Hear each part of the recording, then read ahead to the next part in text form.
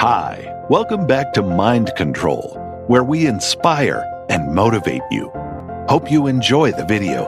The major question to ask is, what am I becoming here? It's not what you get that makes you valuable. It's what you become that makes you valuable.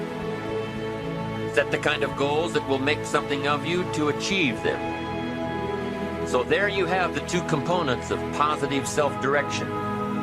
Number one, self-knowledge, knowing who you are and what you want to do with your life. And number two, self-preparation, getting ready for the opportunities before they come your way. You need both aspects for positive self-direction, figuring out who you are and what you want, and being prepared for the day you reach your goals, being ready, being worthy, becoming the person you need to be in pursuit of what you want. What good is an opportunity if you're not prepared to take advantage of it? It's no good. Won't do a thing for you. Be prepared. Now here's what's called the self-knowledge acid test. Quickly, without thinking too much about it, quickly list your three most important long-term work-related goals. Is it a client you've been trying to sign for several months? Is it a major sale you've been trying to make? Is it a promotion? Is it a partnership in the firm? Quickly list your three most important long-term work-related goals. Achievements that you want to make. Achievements that will take a while to get. Write them down. Again, without thinking too much about it, quickly list your three most important personal and spiritual goals. Things that will make a difference in your personal life.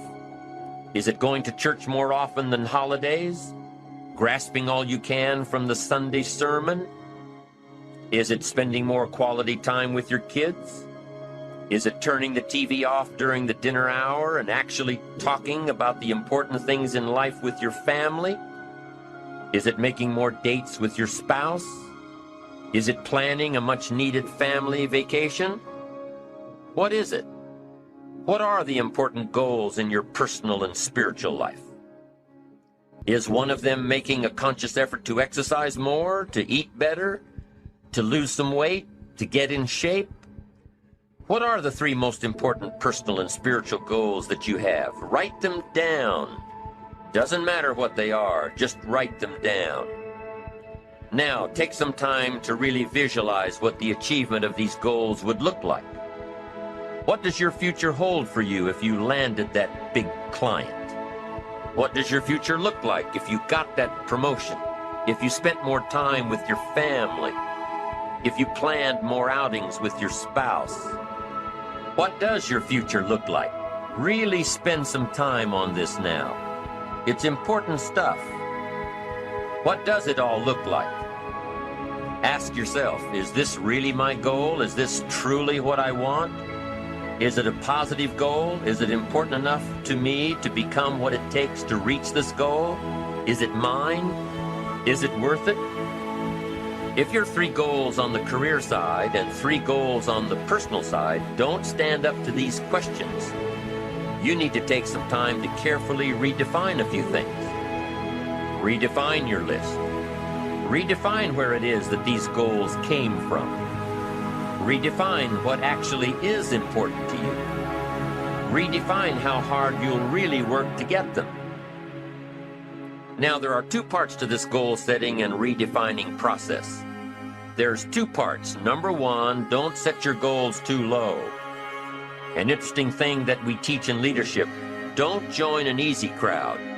You won't grow. Go where the expectations are high. Go where the demands are high. Go where the pressure is on to perform, to grow, to change, to develop, to read, to study, to develop skills. Now here's the second part on setting goals. Number one is don't set your goals too low. Number two is don't compromise. Don't sell out. There were some things I went for back in those early years that I paid too big a price for. If I'd known back then how much it was going to cost me, I never would have gone for them. But I didn't know. Don't sell out. An ancient phrase says, count the cost. Count the cost if it won't make you happy to get it. If you become less in your pursuit of getting it, if it's not worth the life you'll lead after you get it, it's not worth it. Now let's talk a little more about self-preparation. Self-preparation has two benefits. The first benefit of self-preparation is that it moves you toward your goal. You've already got it in mind. You know where you want to go. You're getting ready for it. You're doing all the things you're supposed to do. And by getting ready to achieve your goals, you're moving closer to your goals. That's how it works. The second major benefit to self-preparation is that it refuels your ambition. Your activity refuels your ambition. The things that you are doing today are getting you ready for tomorrow. It's exciting. You know that you're getting closer every day. Ambition must be kept alive, be kept active, must continue to move forward. Otherwise, you're just daydreaming. You must keep active, keep moving forward so your ambition can fuel you, motivate you, get you where you want to be. Self-preparation. The benefits are, number one, it moves you toward your goals, and number two, it refuels your ambition. Be prepared. Get ready. This method of self-preparation involves 3 steps. Step 1. Carefully consider where the next opportunity for reaching your goal will originate. Where will it come from? Will it come from networking with your colleagues? Will it come from reading the last book that you bought? The book that's still sitting on your shelf waiting to give you some answers? Will it come from you taking the time to think it out? Where will it come from? The next opportunity that will push you forward. If you don't know, here's what you have to do. For each major goal of yours, the top priorities on your list, for each of these, take out a separate piece of paper, one single sheet per major goal, write down your goal at the top, and start listing all reasonable resources. Write down every possible place that you could find the opportunity to achieve this goal. And with each resource, classify them. Ask yourself, is this resource a sure thing? A good bet? About even chances? Unlikely? A long shot? Ask yourself these questions and classify all of the resources you have written down. That's the first step. The second step in this method of self-preparation is to make sure you know what you need to do to be prepared for your opportunities. Take your sure things first. Figure out what you need to do to be prepared when they happen. Break down your preparation into concrete steps. Make sure that you know exactly what you have to do to take advantage of the opportunity when it comes your way. Let's say that one of the top priorities on your career list of goals is to get this new client.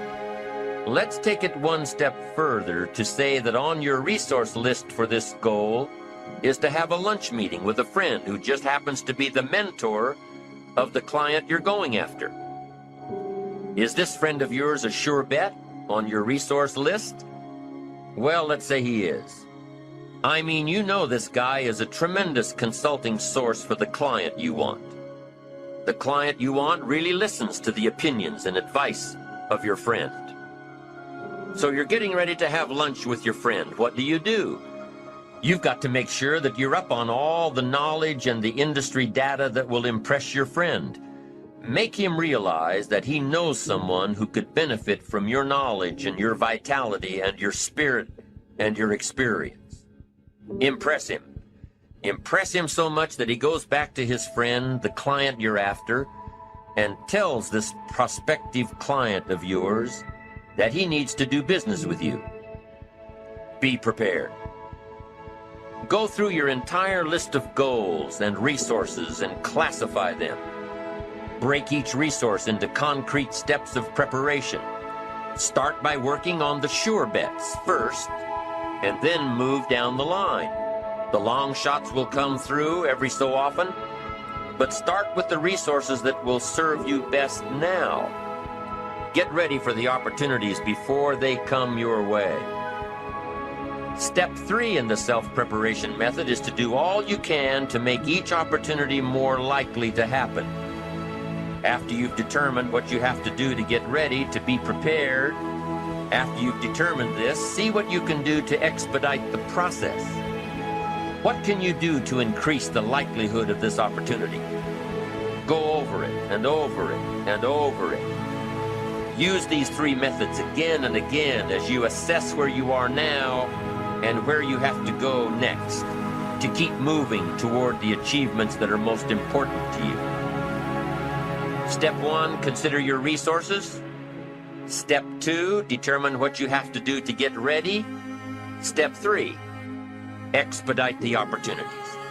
And by the way, this method of self-preparation works wherever you are in your journey, whether you're close to your goals or whether you're just starting your journey of self-direction.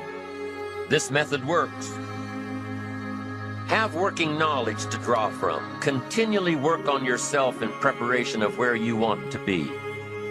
Build a reservoir of thoughts and ideas and philosophies and experiences that are your own. Build, grow, change, get ready, be prepared.